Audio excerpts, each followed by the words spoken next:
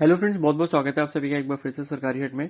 तो इस वीडियो में हम लोग ये डिस्कस करने वाले हैं कि जो आपका CUET का यूजी एंट्रेंस एग्जाम के लिए जो एप्लीकेशन फॉर्म है वो किस तरीके से फिल करना है। ठीक है, क्योंकि काफ़ी सारे लोगों ने बताया भी है यूट्यूब पे कि कैसे उस फॉर्म को फिल करना है, लेकिन उसके बाद भी जो है आपके मन में काफ़ी सारे डाउट्स हैं इससे रिलेटेड कि जो डोमेन सब्जेक्ट है वो क्या होना चाहिए, स्लॉट 1 और स्लॉट 2 को जो है वो केयरफुली किस तरीके से फिल करना है।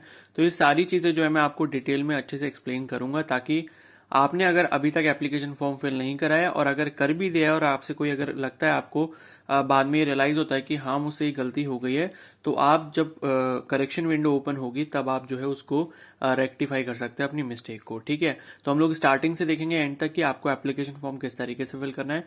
और मोबाइल से ही फिल कर रहा हूं मैं, अगर मैं कर सकता हूं तो आप भी कर सकते हैं। आपको कहीं पे भी किसी साइबर कैफे पे जाने की जरूरत नहीं है, तो आप खुद ही जो है अपने मोबाइल से एप्लीकेशन फॉर्म को फिल कर सकते हैं। ठीक है, तो बेसिकली एक चीज और बता दूं मैं, CUET जो एग्जाम है वो काफी सारी सेंट्रल यूनिवर्सिटीज के अंदर हो रहा है। तो जो जो सेंट्रल यूनिवर्सिटीज के अंडर ग्रेजुएट कोर्स के एडमिशन्स हैं, तो जो भी सेंट्रल यूनिवर्सिटीज इस बार इन्वॉल्व हो रही हैं CUET में, उसकी लिस्ट मैंने प्रीवियस वीडियो में बता दी थी आपको कि कौन कौन सी यूनिवर्सिटी हैं। तो अगर आप उनमें से किसी भी यूनिवर्सिटी के अंदर एडमिशन लेना चाहते हो उनकी किसी भी कोर्स में, ठीक है, अंडर ग्रेजुएट कोर्स में, तो आपको जो है CUET यूजी का एप्लीकेशन फॉर्म फिल करना पड़ेगा और उसका जो एंट्रेंस एग्जाम है वो आपको देना पड़ेगा। ठीक है, 6 मई जो है इसकी लास्ट डेट है, तो उससे पहले पहले जो अपना एप्लीकेशन फॉर्म है वो फिल कर लें। बाकी इससे रिलेटेड जो भी आपके डाउट्स होंगे वो मुझे कमेंट सेक्शन में जरूर बता सकते हैं। ठीक है, या फिर मुझे इंस्टाग्राम पे भी डायरेक्टली मैसेज कर सकते हैं। इंस्टाग्राम का जो लिंक है वो मैं कमेंट सेक्शन में पिन कर दूंगा। बाकी CUET से रिलेटेड जो भी आपकी क्वेरीज वगैरह होंगी या फिर जो भी मैं वीडियोस अपलोड करूंगा तो उसको मैं प्लेलिस्ट में ऐड कर दूंगा। प्लेलिस्ट आपको चैनल पर मिल जाएगी CUET UG 2022 के नाम से। ठीक है, तो चलिए स्टार्ट कर लेते हैं। तो अपने मोबाइल में जो है क्रोम या फिर गूगल खोल सकते हैं और आपको वहां पर सर्च करना है CUET 2022 एप्लीकेशन फॉर्म। ठीक है, तो यहां पर जो पहली वेबसाइट आएगी CUET.samarth.ac.in। ठीक है, ये इसकी ऑफिशियल वेबसाइट पे, इस पर आपको क्लिक कर देना है। क्लिक करने के बाद जो है यहाँ पर आपके पास दो ऑप्शन आएंगे, लॉग इन और रजिस्टर का। अगर आपने पहले रजिस्ट्रेशन कर रखा है तो आप लॉग इन करके अपना एप्लीकेशन फॉर्म फिल करेंगे, और आपने अभी तक कुछ भी नहीं करा है फ्रेश अपना रजिस्ट्रेशन कर रहे हैं तो आपको जो है रजिस्टर पर क्लिक करना होगा। ठीक है, तो मैं रजिस्टर पर क्लिक कर देता हूं।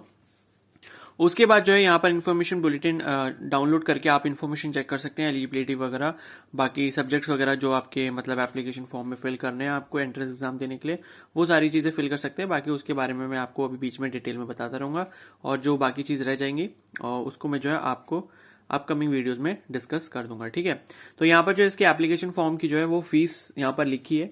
तो स्लॉट 1 और स्लॉट 2, मतलब स्लॉट 2 बेसिकली ये है कि अगर आपको सपोज मल्टीपल कोर्सेज में एडमिशन लेना है, ठीक है, मतलब आप ये चाह रहे हो कि मैं मल्टीपल कोर्सेज के लिए अप्लाई कर दूं, तो आपको जो है उसके लिए मल्टीपल सब्जेक्ट्स का एग्जाम देना पड़ेगा।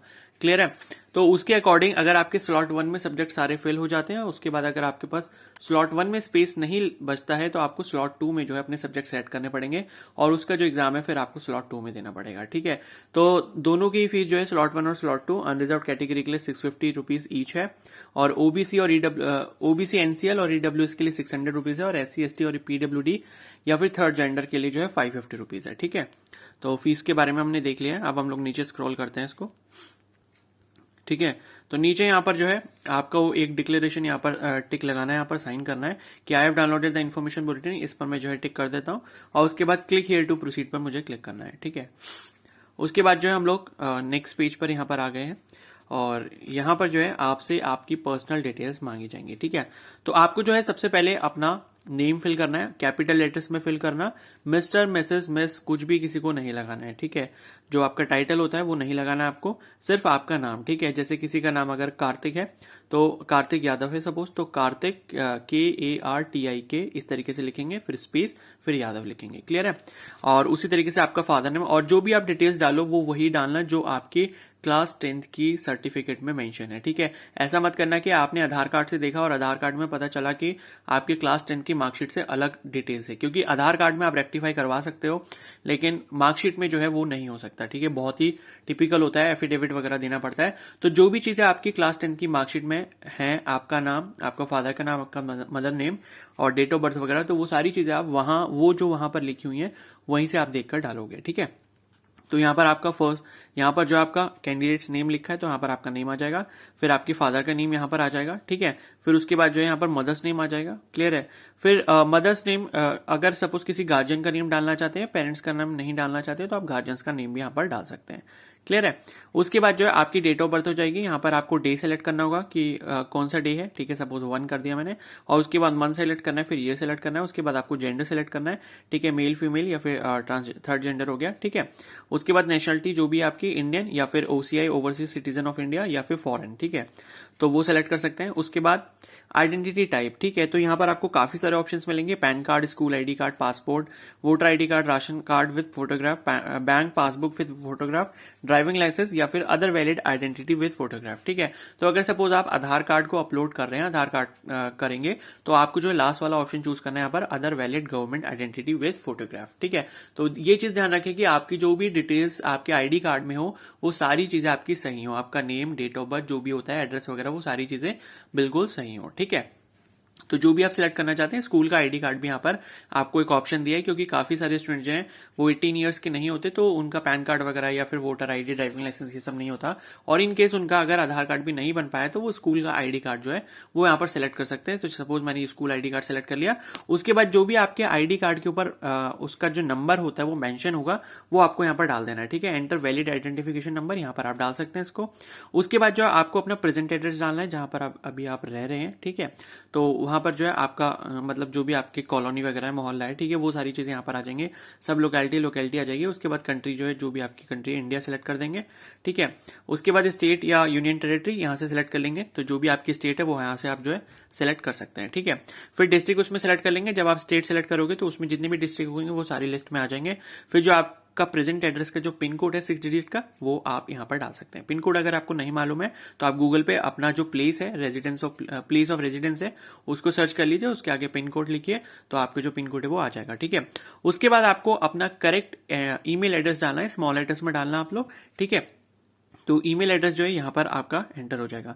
उसके बाद आपको कंफर्म ईमेल एड्रेस करना है, वहां से कॉपी करके प्लीज पेस्ट मत करना है, यहाँ पर दोबारा एंटर करना है, ठीक है। और उसके बाद जो है फिर आपको मोबाइल नंबर डालना है, यहाँ पर 0 या फिर 91 कुछ भी नहीं एंटर करना।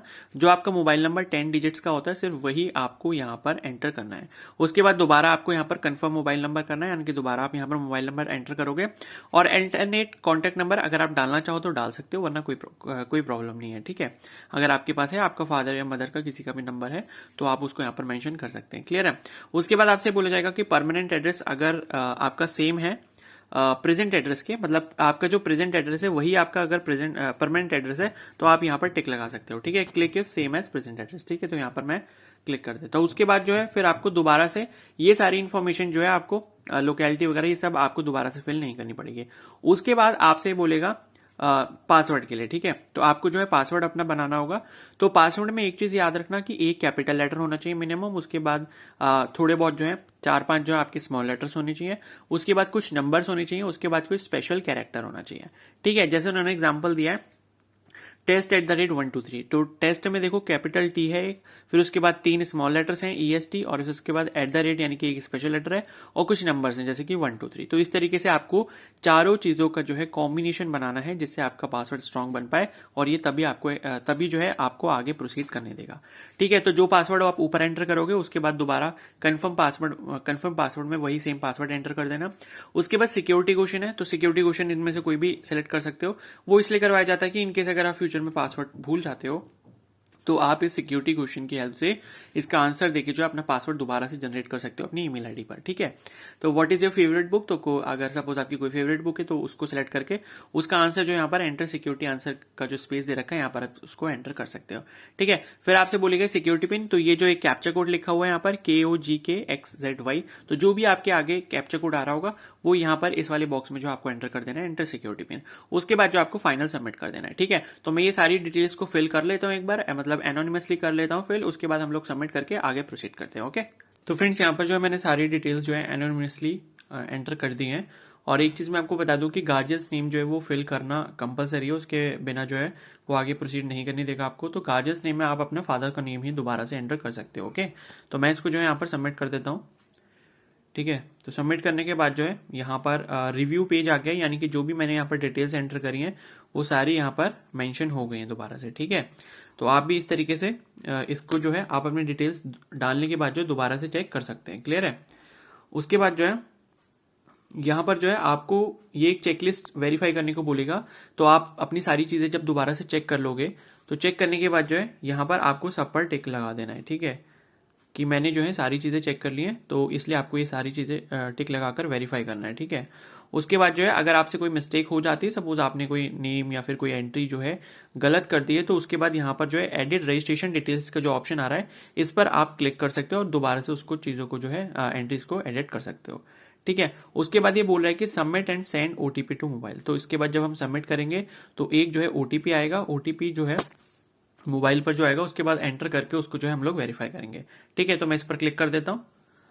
क्लियर है। उसके बाद ये बोल रहा है कि प्लीज वेरीफाई डिटेल्स, तो मैंने कर दिए, फिर ओके पर मैं क्लिक कर देता हूँ। क्लियर है। तो उसके बाद जो है इसमें आ गया मैसेज कि verification code has been send to mobile number. तो जो भी मैंने ऐसे रैंडमली मोबाइल नंबर डाला है उस पर जो है कोड आ चुका है, तो वो कोड जो है क्या बोलते हैं, वो कोड जो है मैं यहाँ पर एंटर कर दूंगा। ठीक है, यहाँ पर नीचे आप देख सकते हैं, नीचे ऑप्शन कहीं आ रहा होगा। क्लियर है। तो यहाँ पर देखो ये ऑप्शन आ रहा है कि enter one time password Saint on given mobile number. तो यहाँ पर जो है मैं इसको एंटर कर देता हूँ, और एंटर करने के बाद जो यहाँ पर सिक्योरिटी पिन एंटर करना है, उसके बाद सबमिट करके हमें आगे प्रोसीड करना है। ओके, तो फ्रेंड्स यहाँ पर जो है मैंने ओटीपी एंटर कर दिया जो मोबाइल नंबर पर आया था। ठीक है, और साथ ही जो सिक्योरिटी पिन यहाँ पर शो हो रहा है वो मैंने यहाँ पर बॉक्स में एंटर कर दिया। ठीक है, अब मैं जो है सबमिट पर क्लिक करता हूँ, उसके बाद हम लोग आगे फॉरवर्ड जाते हैं। ठीक है, तो मैंने जो सबमिट पर क्लिक कर दिया। उसके बाद जो है अब आपका यहाँ पर पोर्टल खुल चुका है, आपका जो बेसिक रजिस्ट्रेशन है वो हो चुका है। ठीक है, अब यहाँ पर लिखकर आ रहा है देखो मोबाइल नंबर वेरीफाइड, आप ईमेल आईडी भी वेरीफाई कर सकते हो। ठीक है, तो आपको जो ईमेल आईडी वो वेरीफाई करनी पड़ेगी। तो बेसिकली इस पर क्लिक करना पड़ेगा। क्लिक करने के बाद जो है यहाँ पर जो है आपकी ईमेल आईडी आ जाएगी, और उसके बाद आप जो है ईमेल आईडी दोबारा एंटर करोगे। उसके बाद जो यहाँ पर सिक्योरिटी पिन यहाँ पर एंटर करोगे, और उसके बाद जो यहाँ पर वेरीफाई पर क्लिक कर दोगे। ठीक है, तो ये जो है मैं ये जो है मैं कर लेता हूँ। ठीक है, इसको एंटर कर लेता हूँ। क्लियर है। उसके बाद हम लोग आगे फॉरवर्ड जाते हैं। ठीक है, तो फ्रेंड्स यहाँ पर जो है मैंने कंफर्म ईमेल आईडी में जो बॉक्स था वहां पर जो ईमेल आईडी अपनी दोबारा एंटर कर दिया है, साथ ही जो है सिक्योरिटी पिन मैंने दोबारा यहाँ पर एंटर कर दिया। मैं वेरीफाई पर क्लिक कर देता हूँ। उसके बाद जो है ईमेल आईडी पर एक वेरिफिकेशन कोड आएगा, वो मुझे यहाँ पर एंटर करना है, साथ ही सिक्योरिटी पिन एंटर करना है। उसके बाद जो मुझे वेरीफाई पर क्लिक करना है। ठीक है, तो मैं ये कर लेता हूँ, और उसके बाद हम लोग जो है आगे प्रोसीड करते हैं। तो फ्रेंड्स यहाँ पर जो है मैंने वेरिफिकेशन कोड जो है या फिर जो ओटीपी आपका 6 डिजिट का वो मैंने यहाँ पर एंटर कर लिया है, और उसके बाद जो सिक्योरिटी पिन है वो मैंने एंटर कर लिया। मैं वेरीफाई पर क्लिक कर देता हूँ। ठीक है, तो यहाँ पर लिख कर आ रहा है देखो, ऊपर एक मैसेज पॉपअप हुआ है, ईमेल आईडी वेरीफाइड सक्सेसफुली। ठीक है, तो अब हम लोग नीचे स्क्रॉल कर लेते हैं यहाँ पर। तो यहाँ पर ये लिखा है कि you can apply and track your CUT application here, your application number is this. ठीक है, तो एप्लीकेशन नंबर यहाँ पर आ चुका है। उसके बाद हम लोग क्या करेंगे, जो नीचे लिख कर आ रहा है कंटिन्यू एप्लीकेशन फॉर्म, इस पर हमको क्लिक करना है।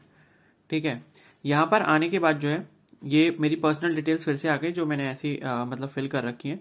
क्लियर है। उसके बाद आपको जो यहाँ पर सेलेक्ट करनी है चीज़ें, वो जैसे कि कैटेगरी यहाँ पर आ रहा है। ठीक है, तो कैटेगरी जो भी आपकी होगी वो आपको यहाँ पर सेलेक्ट करनी है। अगर आपकी कैटेगरी जो है ओबीसी है, एससी, एसटी, ईडब्ल्यूएस, तो जो भी कैटेगरी है वो आप यहाँ पर सेलेक्ट कर सकते हो। ठीक है, तो मैं यहाँ पर सपोज अनरिजर्व सेलेक्ट कर देता हूँ, या फिर सपोज वो ओबीसी कर देता हूँ। ठीक है, उसके बाद लिखा है कि इफ यू आर अ पीडब्ल्यूबीडी कैंडिडेट विद बेंचमार्क डिसेबिलिटी 40% और मोर या severe where percentage is not defined. ठीक है, तो अगर आप पीडब्ल्यूबीडी कैंडिडेट हो जिसमें जो है 40% डिसेबिलिटी का क्राइटेरिया है, तो अगर आप हो तो यस कर दो, वरना आप नो कर दो। तो मैं यहाँ पर नो कर देता हूँ। ठीक है, उसके बाद फिर क्या है, फादर्स नेम यहाँ पर हो गया था, वो पहले से फिल करा हुआ है। उसके बाद आपसे फादर्स क्वालिफिकेशन पूछेगा, तो यहाँ पर आप जो भी इनकी क्वालिफिकेशन है वो आप यहाँ पर एंटर कर सकते हो। फिर फादर्स ऑक्यूपेशन हो गया। ठीक है, अगर नॉट एप्लीकेबल करना है तो नॉट एप्लीकेबल कर सकते हो। ठीक है, और उसके बाद मदर्स नेम आ रहा है, फिर मदर्स क्वालिफिकेशन आपको सिलेक्ट करनी है, उसी तरीके से मदर्स ऑक्यूपेशन आपको सिलेक्ट करना है। ठीक है, गार्जियस नेम में मैंने जो है वो फादर्स नेम ही कॉपी कर दिया था यहाँ पर। क्लियर है। उसके बाद आपसे पूछेगा एनुअल फैमिली इनकम, तो जो भी आपकी एनुअल फैमिली इनकम है वो आप डाल सकते हो, यानी कि 1 लाख रुपए तक है तो अप टू 1 लाख हो गया, फिर 1 लाख 1 से जो है 2 लाख रुपए तो सेकंड वाला ऑप्शन हो जाएगा। तो इस तरीके से जो इसको सिलेक्ट कर सकते हो। ठीक है, फिर उसके बाद ये पूछ रहा है कि आर यू ए ट्विन, तो अगर आपका कोई जो है ट्विन ब्रदर या सिस्टर है तो आप यस कर सकते हो, अदरवाइज इसको नो कर सकते हो। क्लियर है। फिर उसके बाद डोमिसाइल स्टेट, यानी कि जिस स्टेट का भी आपके पास डोमिसाइल है तो उसको जो है आप यहाँ पर सेलेक्ट कर सकते हो। क्लियर है। और फिर आर यू आर डायबिटिक, तो अगर आप डायबिटीज सफर करते हो, मतलब डायबिटीज से सफर कर रहे हो, तो आपको जो यहाँ पर यस कर देना है, अदरवाइज नो कर देना है, ठीक है। फिर प्लेस ऑफ रेजिडेंस हो गया यहाँ पर, तो अर्बन या रूरल जो भी आपका मतलब प्लेस है जहां पर भी आता है, अर्बन एरिया में आता है तो अर्बन सेलेक्ट करना, रूरल में आता है तो रूरल सेलेक्ट करना, ठीक है। फिर मोड ऑफ प्रिपरेशन, तो सेल्फ, इंडिविजुअल, ट्यूशन, इनमें से कोई भी आप सेलेक्ट कर सकते हो। उसके बाद medium of study in qualifying examination, ठीक है।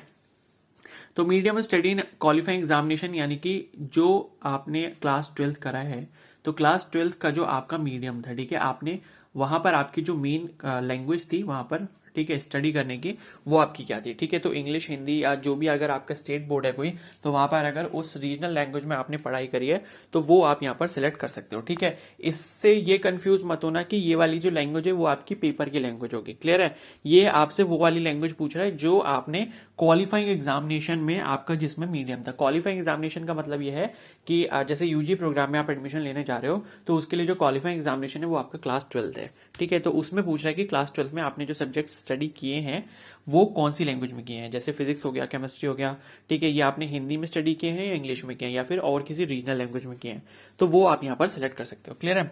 उसके बाद प्रेजेंट एड्रेस मैं ऑलरेडी यहाँ पर एंटर कर चुका हूँ, और उसके बाद जो है यहाँ पर क्लिक हियर कर देता हूँ, क्योंकि प्रेजेंट एड्रेस जो है वो परमानेंट एड्रेस के सेम है, ठीक है।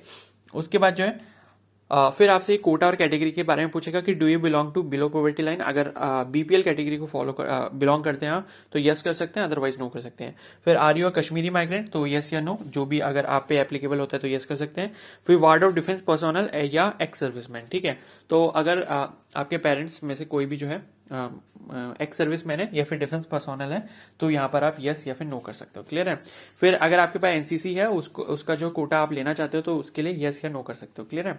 उसके बाद स्पोर्ट्स कोटा अगर उसके लिए एलिजिबल हो तो आप यस या नो कर सकते हो। फिर are you ward of a university employ, ठीक है। तो अगर किसी भी जो भी इसके अंदर सेंट्रल यूनिवर्सिटीज आ रही है, तो उसके यूनिवर्सिटी के अगर कोई भी आप एम्प्लॉय हो, सॉरी मतलब वार्ड हो उसकी यूनिवर्सिटी के एम्प्लॉय के, तो आप यहाँ पर यस या फिर नो कर सकते हो, ठीक है। तो ये सारी डिटेल्स मैं रैंडमली फिल कर लेता हूँ, उसके बाद सेव करके हम लोग आगे प्रोसीड करते हैं। तो फ्रेंड्स यहाँ पर जो है मैंने सारी डिटेल्स को फिल कर लिया। उसके बाद जो है अब हम लोग सेव पर क्लिक करेंगे। सेव पर क्लिक करने के बाद जो है हम लोग नेक्स्ट पेज पे जाएंगे, ठीक है। तो मैं इसको नो कर देता हूँ और सेव पर मैंने क्लिक कर दिया। अब यहाँ पर देखो लिख कर आ रहा है पर्सनल डिटेल्स जो है वो सारी कंप्लीट हो चुकी हैं। उसके बाद हमें जो है एजुकेशनल डिटेल्स फिल करनी होंगी, फिर यूनिवर्सिटी या प्रोग्राम सिलेक्शन, फिर टेस्ट पेपर डिटेल्स, फिर उसके बाद एग्जामिनेशन सेंटर डिटेल्स, उसके बाद जो डॉक्यूमेंट्स अपलोड है वो करना होगा, उसके बाद प्रीव्यू आएगा, ठीक है। तो ये दोबारा से सारी पर्सनल डिटेल्स मेरी यहाँ पर आ गई हैं। इसको मैं नीचे स्क्रॉल कर देता हूँ, ठीक है। उसके बाद जो है अगर यहाँ पर अभी भी कोई गड़बड़ी है तो आप उसको अपडेट कर सकते हो, अपडेट पर्सनल फॉर्म पर क्लिक करके। अदरवाइज अगर हमको जो है आगे प्रोसीड करना है तो प्रोसीड टू नेक्स्ट सेक्शन पर क्लिक करेंगे, ठीक है। तो मैं यहाँ पर क्लिक कर देता हूँ।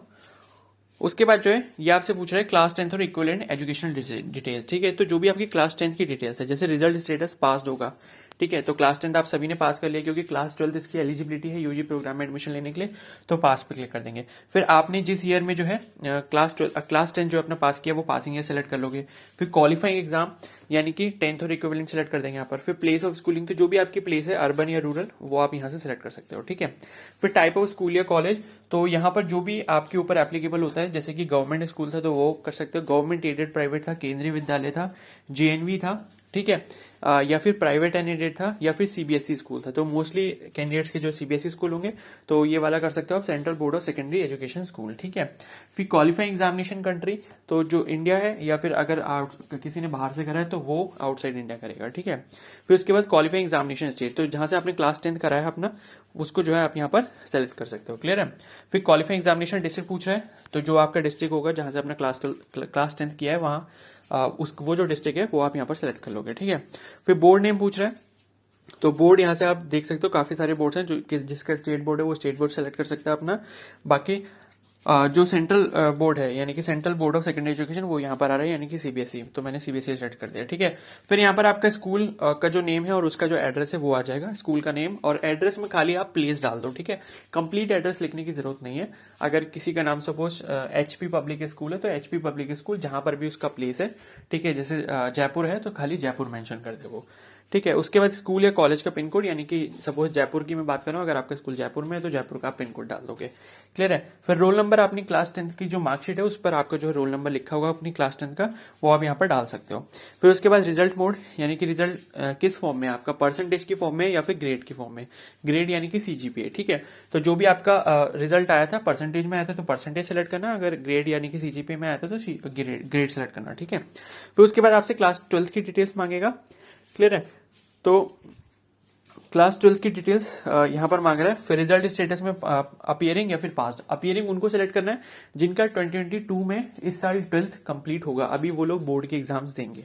क्लियर है। और जिन्होंने पास कर लिए, जिन्होंने एग्जाम दे दिए हैं और जिनकी मार्कशीट आ चुकी है, वो पास्ड पर क्लिक करेंगे, ठीक है। पास्ड पर उन्हीं को क्लिक करना है जिनका रिजल्ट आ चुका है, ठीक है। जिनका रिजल्ट नहीं आया या फिर जिन्होंने अभी तक एग्जाम्स नहीं दिए हैं 12th बोर्ड के, उनको जो है अपीयरिंग सेलेक्ट करना है। क्लियर है। समझ आ गई बात। फिर प्लेस ऑफ स्कूलिंग, जहां पर से आपने स्कूलिंग करी है वो जगह का नाम आ जाएगा यहाँ पर। फिर टाइप ऑफ स्कूल या कॉलेज, तो वही यही सारे ऑप्शंस आ जाएंगे जैसे अभी हमने 10th में सेलेक्ट करे थे। फिर क्वालिफाइंग एग्जामिनेशन कंट्री, इंडिया फिर आउटसाइड इंडिया हो जाएगा। फिर उसके बाद सेलेक्ट क्वालिफाइंग एग्जामिनेशन स्टेट, ठीक है। तो जिस स्टेट से भी आपने वो करा है क्लास 12th अपना, उसको सेलेक्ट कर लोगे। फिर वो वाला डिस्ट्रिक्ट सेलेक्ट कर लोगे। फिर जो आपका क्लास 12th का बोर्ड है वो आप सेलेक्ट कर लोगे यहाँ पर। फिर आपने जहां से क्लास 12th किया है जिस स्कूल से, उसका नाम आ जाएगा और फिर जहां पर वो स्कूल प्रेजेंट है उसका जगह का नाम आ जाएगा साथ में, ठीक है। फिर उसके बाद जिस जगह से आपने क्लास 12th करा है उस जगह का पिन कोड आ जाएगा और उसके बाद आपका क्लास 12th का यहाँ पर रोल नंबर आ जाएगा, ठीक है। क्लास 12th का रोल नंबर जो आपको अपनी क्लास 12th की मार्कशीट के ऊपर मिल जाएगा। क्लियर है। बाकी जो अपीयरिंग होंगे उनको ये सारी चीजें नहीं फिल करनी होंगी, मतलब रोल नंबर वगैरह ये सारी चीजें फिल नहीं करनी होंगी, ठीक है। तो ये सारी चीजें मैं एंटर कर लेता हूँ, उसके बाद हम लोग जो है आगे प्रोसीड करते हैं। तो फ्रेंड्स यहाँ पर जो है मैंने सारी डिटेल्स एंटर कर दी, जो एजुकेशनल क्वालिफिकेशन डिटेल्स थी क्लास 10th और क्लास 12th के बारे में। तो वो सारी डिटेल्स एंटर करने के बाद जो है अब हम लोग सेव पर क्लिक करेंगे और आगे प्रोसीड करेंगे, ठीक है। तो अब जो है ये हमारा पर्सनल डिटेल्स और एजुकेशनल डिटेल्स वाला जो है वो कंप्लीट हो गया। अब हम लोग यूनिवर्सिटी या प्रोग्राम सिलेक्शन करेंगे, ठीक है। मैंने इसको ऑलरेडी कर लिया था, ठीक है। तो अब जो है हम लोग इसको करेंगे, इसलिए यहाँ पर ये टिक लिख कर आ रहा है। तो जो है हम लोग नीचे स्क्रॉल करते हैं। नीचे स्क्रॉल करने के बाद देखो प्रोसीड टू नेक्स्ट सेक्शन आ रहा है, इस पर मैं क्लिक कर देता हूँ। क्लिक करने के बाद देखो यहां पर जो है आपको कैसे सेलेक्ट करना है वो मैं आपको बता देता हूँ, ठीक है। ओके, तो मैं आपको बता देता हूं कैसे सेलेक्ट करना है। तो देखो जो आपको प्रोग्राम सेलेक्ट करने हैं वो कैसे सेलेक्ट करने हैं। तो पहली चीज तो मैं बता दूं कि आप मल्टीपल कोर्सेज मल्टीपल यूनिवर्सिटी में सेलेक्ट कर सकते हो, ठीक है। तो जैसे क्या करना है, पहले आपको यूनिवर्सिटी सेलेक्ट करनी है। सपोज जो है मैं Banaras Hindu university BHU select कर लेता हूं। उसके बाद सपोज मैं प्रोग्राम जो है मैं सेलेक्ट कर लेता हूं मैथ्स ग्रुप, ठीक है, BSc ऑनर्स मैथ्स ग्रुप। अब जो है मैं ऐड पर क्लिक कर दूंगा। ऐड पर क्लिक करने के बाद देखो नीचे यहाँ पर ये जो मैंने ऐड करा है उसके बारे में डिटेल आ गई कि BSc ऑनर्स मैथ्स ग्रुप जो है वो मैंने यहाँ पर ऐड कर लिया। अगर आप इसको रिमूव करना चाहते हो तो यहाँ से रिमूव भी कर सकते हो। क्लियर है। अब सपोज जो है मुझे एक और प्रोग्राम जो है वो सेलेक्ट करना है, सपोज BHU में ही करना है। अगर आपको सपोज किसी और यूनिवर्सिटी में करना है तो वो यूनिवर्सिटी आप यहाँ से सिलेक्ट कर सकते हो। क्लियर है। तो मैं BHU पे ही क्लिक कर देता हूँ। उसके बाद जो है यहाँ पर जो है मैं क्लिक कर लेता हूँ फूड टेक्नोलॉजी, ठीक है। फूड टेक्नोलॉजी क्लिक कर दिया। अब मैं जो है ऐड पर क्लिक कर देता हूं। अब एक चीज आपको मैं ये बता दूं कि अगर आपको प्रॉब्लम आ रही है क्या बोलते हैं डोमेन सब्जेक्ट सेलेक्ट करने में, कि डोमेन सब्जेक्ट सेलेक्ट कैसे करें, हमें कैसे पता लगेगा कि जो डोमेन सब्जेक्ट है वो हमें ये जो है सेलेक्ट करने हैं इस कोर्स के लिए, ठीक है। तो अगर आपको उसके बारे में कंप्लीट इंफॉर्मेशन चाहिए तो मैंने उस पर एक वीडियो बना रखी है। उस वीडियो का जो लिंक है वो मैंने कमेंट सेक्शन में पिन कर रखा है, आप उसको जाकर पहले देख सकते हो इसको करने से पहले, ठीक है। मतलब ये जो सिलेक्शन है, जो डोमेन सब्जेक्ट का सिलेक्शन आगे होने वाला है इन कोर्सेज के लिए, वो कैसे करना होता है वो सारी डिटेल जो मैंने उस वीडियो में अच्छे से एक्सप्लेन कर रखी है। आपको अच्छे से क्लियर हो जाएगा सारी चीजें, कोई भी आपको डाउट नहीं रहेगा स्लॉट 1 स्लॉट 2 के बारे में भी, अभी जो हम लोग आगे नेक्स्ट स्टेप में करने वाले हैं, ठीक है। तो वो वीडियो आप जरूर देख लो आगे जाने से पहले। क्लियर है। तो अब जो है मैंने यहाँ पर इसको सेलेक्ट कर लिया। सेलेक्ट करने के बाद जो है यूनिवर्सिटी प्रोग्राम सिलेक्शन प्रीव्यू, इस पर जो मैं क्लिक कर देता हूं। क्लिक करने के बाद जो नीचे आएंगे और उसके बाद प्रोसीड टू नेक्स्ट सेक्शन करा मैंने। अब जो है मैं इसको जो है डेस्कटॉप मोड में कर लेता हूं क्योंकि फुल पेज ओपन नहीं हो रहा। तो यहां पर आप देख सकते हो 2 स्लॉट में आपका एग्जाम होगा, ठीक है। सबका नहीं होगा, जो चाहता है उसी का होगा, ठीक है। तो 2 स्लॉट आपके दिए गए हैं, पहला स्लॉट और दूसरा स्लॉट, ठीक है। तो पहले स्लॉट में आप मैक्सिमम 4 टेस्ट दे सकते हो और दूसरे स्लॉट में मैक्सिमम आप जो है 5 टेस्ट दे सकते हो, ठीक है। अब ये सारी चीजें आपको तब अच्छे से समझ आ जाएंगी जब वो वाली आप वीडियो देख लोगे जिसमें मैंने आपको बताया है कि स्लॉट में सब्जेक्ट्स कैसे ऐड करने हैं और जो डोमेन सब्जेक्ट है वो कैसे सिलेक्ट करना है, लैंग्वेज किसको सिलेक्ट करनी है किसको नहीं करनी है। ठीक है, अब मैं आपको एक बात बता दूं कि अगर आप ये यहां पर सिलेक्शन करने में गड़बड़ी कर देते हो तो आप जो है एक पेपर या दो पेपर हो सकता है कि फालतू में देकर और हो सकता है कि आपसे जो पेपर इंपॉर्टेंट देना हो उस कोर्स के लिए वो आपने ना दिया हो। समझ रहे हो मेरी बात? तो उससे बचने के लिए अच्छा है कि आप वो वीडियो देख लो और सारी चीजें अच्छे से समझ लो कि स्लॉट 1 और स्लॉट 2 में जो है वो किस तरीके से सिलेक्शन करना है सब्जेक्ट्स का और कैसे सब्जेक्ट्स देखने हैं हमको। क्लियर है? तो अब मैंने जो है जो सेलेक्ट करा है मैंने करा था फूड टेक्नोलॉजी इन बीटेक और क्या बोलते हैं बीटेक इन फूड टेक्नोलॉजी और पीसीएम ग्रुप। ठीक है, बीएससी ऑनर्स पीसीएम ग्रुप। तो यहाँ पर जो है लैंग्वेज यहाँ पर वो देखना पड़ेगा वहां पर जाके वेबसाइट पे कि लैंग्वेज वो मांग रहे नहीं मांग रहे। तो मैं यहाँ पर अभी नॉट एप्लीकेबल कर देता हूँ उस पर। ठीक है, और डोमेन स्पेसिफिक सब्जेक्ट में यहाँ पर 1 में कर देता हूं मैं क्या बोलते हैं मैथ्स केमिस्ट्री कर देता हूं। ठीक है, क्योंकि पीसीएम मांगा जाएगा, पीसीएम भी मांगा जाएगा क्योंकि बीटेक इन फूड टेक्नोलॉजी के लिए पीसीएम भी चाहिए और बाकी पीसीएम ऑनर्स के लिए जो है वो बीएससी जो ऑनर्स मैथ्स है उसके लिए जो है पीसीएम ग्रुप चाहिए। ठीक है, तो यहाँ पर जो है डोमेन स्पेसिफिक सब्जेक्ट 2 के लिए जो है मैं यहाँ पर सेलेक्ट कर देता हूं मैथमेटिक्स। ठीक है, उसके बाद जो है मैं यहाँ पर do you want to apply for general test, तो जनरल टेस्ट इस कोर्स के लिए नहीं चाहिए जैसे कि मैंने देखा है। और आपको ये सारी चीजें तब अच्छे से समझ आएंगी जब आप वो वाली वीडियो देख लोगे कि जनरल टेस्ट किसमें चाहिए किसमें नहीं चाहिए कैसे देखना है। ठीक है, उसके बाद एडिशनल लैंग्वेज में यहाँ पर मैं नॉट एप्लीकेबल कर देता हूँ। उसके बाद यहाँ पर भी सेकंड वाले में नॉट एप्लीकेबल कर देता हूँ। क्लियर है? उसके बाद जो है डोमेन स्पेसिफिक सब्जेक्ट 3 में यहाँ पर जो है मैं सेलेक्ट कर देता हूँ फिजिक्स। ठीक है, क्योंकि मैंने केमिस्ट्री और मैथमेटिक्स यहाँ पर कर दिया। क्लियर है? और यहाँ पर नो कर देता हूँ। ठीक है, नो। और उसके बाद जो डोमेन स्पेसिफिक सब्जेक्ट 4 में यहाँ पर मैं नॉट एप्लीकेबल कर देता हूँ क्योंकि मेरे जितने रिक्वायर्ड सब्जेक्ट थे मेरे कोर्सेज के लिए जिसमें मैं एडमिशन लेना चाहता हूँ वो यहाँ पर पूरे हो चुके हैं। फिजिक्स हो गया, केमिस्ट्री हो गया, मैथमेटिक्स हो गया और बायोलॉजी भी एक सेलेक्ट करना पड़ेगा। ठीक है, तो बायोलॉजी पे जो है मैं यहाँ से सेलेक्ट कर लेता हूँ। तो बायोलॉजी जो है यहाँ पर आ रहा है 304 में। ठीक है, बायोलॉजी है, बायोलॉजिकल स्टडीज। ठीक है, अब ये सेलेक्ट करने के बाद जो है आई हेयर बाय डिक्लेयर, ये डिक्लेरेशन पे आपको क्लिक करना है। क्लिक करने के बाद जो सेव पर क्लिक कर देना है। ठीक है, अब मैं इसको दोबारा से जो है डेस्कटॉप साइट से हटा देता हूं। ठीक है, तो अब हम लोगों ने जो है ये सेलेक्ट कर लिया है जो भी आपने सब्जेक्ट सेलेक्ट करे होंगे डोमेन सब्जेक्ट वगैरह या लैंग्वेज, तो उसके बारे में डिटेल्स यहाँ पर आ चुकी हैं। क्लियर है? उसके बाद जो है प्रोसीड टू नेक्स्ट सेशन करते हैं। अगर आपको कोई यहाँ पर चेंज करना है तो आप डेट पर आप क्लिक कर सकते हो। तो मैं प्रोसीड पर क्लिक कर देता हूँ। प्रोसीड पर क्लिक करने के बाद जो है आपसे क्वेश्चन पेपर का मीडियम पूछा जाएगा। क्लियर है? तो सपोज मैं इंग्लिश कर देता हूं, तो जो भी आप चाहते हो वो आप कर सकते हो।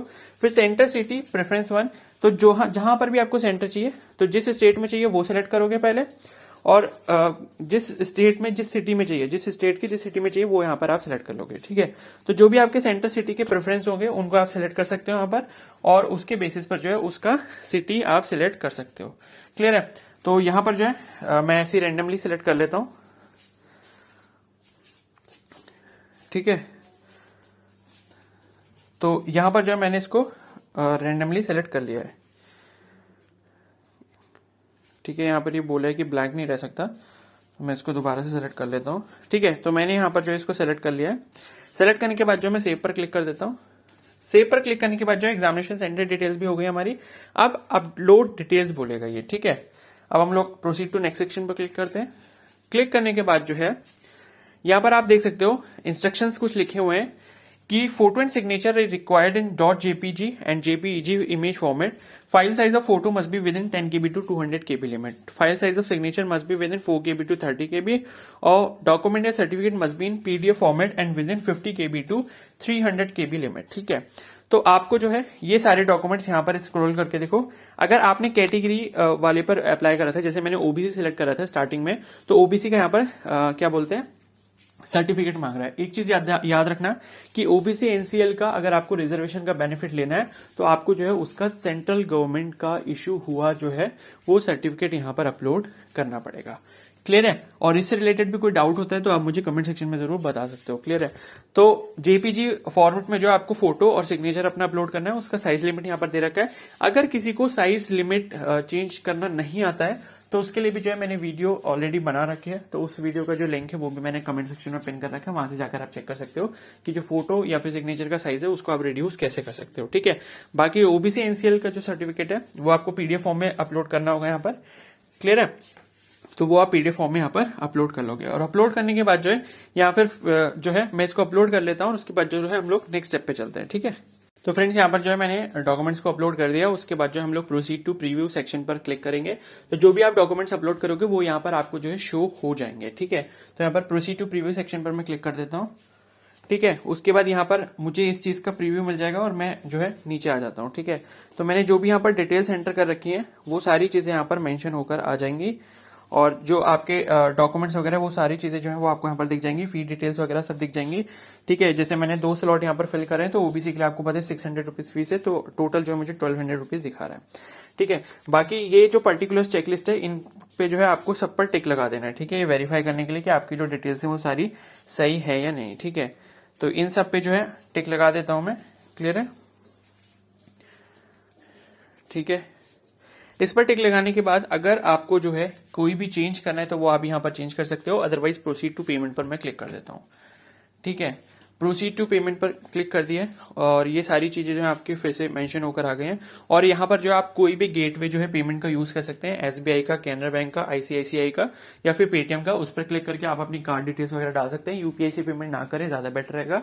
डेबिट कार्ड या फिर क्रेडिट कार्ड का यूज करें तो ज्यादा बेटर रहेगा, उससे पेमेंट जो है उसका जो अपडेशन है वो जल्दी होता है यूपीआई का कंपैरिजन में। यूपीआई की पेमेंट जो है वो अपडेट होने में 24 to 48 आवर्स लग सकते हैं। क्लियर है, तो इस तरीके से आप पेमेंट कंप्लीट जब आप कर लेंगे तो आपका एप्लीकेशन फॉर्म जो है वो कंप्लीट हो जाएगा, और उसको जो है आप सेव करके अपने पास रख सकते हैं, या फिर उसका प्रिंट लेकर भी आप रख सकते हैं। क्लियर है, तो इस तरीके से एप्लीकेशन फॉर्म कंप्लीटली आपको फिल करना है, और जो डोमेन सब्जेक्ट कैसे सिलेक्ट करने हैं, लैंग्वेज सिलेक्ट करनी है नहीं करनी है, ये सारी चीजें जो है मैंने वीडियो में ऑलरेडी डिस्कस कर रखी है। उसका जो लिंक है कमेंट सेक्शन में मैंने पिन करा हुआ है, तो वहां से जाकर आप देख सकते हो, और साथ ही फोटो को कैसे रिसाइज करना है उसका लिंक भी जो है वो मैंने कमेंट सेक्शन में पिन कर रखा है। ओके, तो आई होप आपको सारी चीजें जो है अच्छे से क्लियर हो गई होंगी, क्योंकि काफी सारे डाउट्स है इससे रिलेटेड।